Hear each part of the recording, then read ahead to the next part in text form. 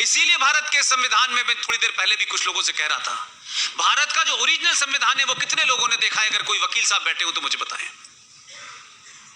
जो ओरिजिनल संविधान है जिस पे सबके ओरिजिनल साइन हो रहे हैं, वो रखा हुआ है आर्काइव में।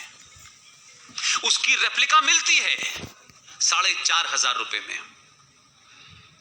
जो संसद सदस्य हैं उनके सिग्नेचर से मिल जाएगी। आप अपने शहर के संसद सदस्य से कहिएगा कि वो लोकसभा जाएं। आप 4,500 रुपए आप लोगों के लिए 4 रुपए के बराबर है।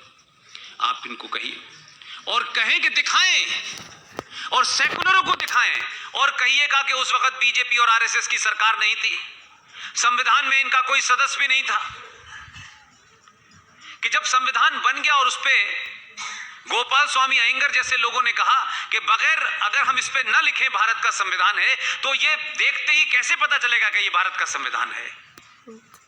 तो जो संविधान के पेज नंबर 1, 2, 3, 4 जो लिखे हुए हैं उसमें ऊपर खाली जगह थी, साइड में खाली जगह थी। तो कुछ लोगों का सुझाव था कि इसमें भारतीय संस्कृति की जितनी चीजें हैं उसको भरा जाए। तो संविधान की कॉपी का जैसे ही आप पहला पन्ना खोलेंगे उसमें ऊपर भगवान राम, लक्ष्मण और सीता की तस्वीर बनी हुई है। उसमें गुरु गोविंद सिंह का जिक्र है, उसमें शिवाजी का जिक्र है। ये तो आप पूछ ही सकते हैं कि जो संविधान बनाने की कमेटी थी उसके सिग्नेचर के बाद उसमें सारी तस्वीरें थी, साइन हो रहे थे, ये किसकी शरारत थी कि जब उसकी कॉपी छपी तो उसमें से तस्वीरें गायब कर दी गई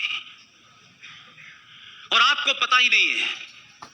इसलिए आपकी संविधान की किताब में जो भारत की संस्कृति थी, जो सनातन की संस्कृति थी, उसकी जो उसमें छाया मिलती थी उसको खत्म कर दिया।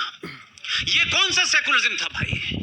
तो इस कैलेंडर की बात हो या संविधान की कॉपी की बात हो, कम से कम हम पूछ तो सकते हैं, जवाब तो मान सकते हैं भाई कि ना तो उस वक्त कमेटी में नाथूराम गॉडसे था, ना सावरकर थे, तो फिर ये किसने किया? आप ही के लोगों की बनाई कमेटी के बाद भी ये हुआ, तब भी आपने उसको क्यों हटाया? और जो हटाने वाला आदमी है क्यों नहीं उस पर मुकदमा चलना चाहिए?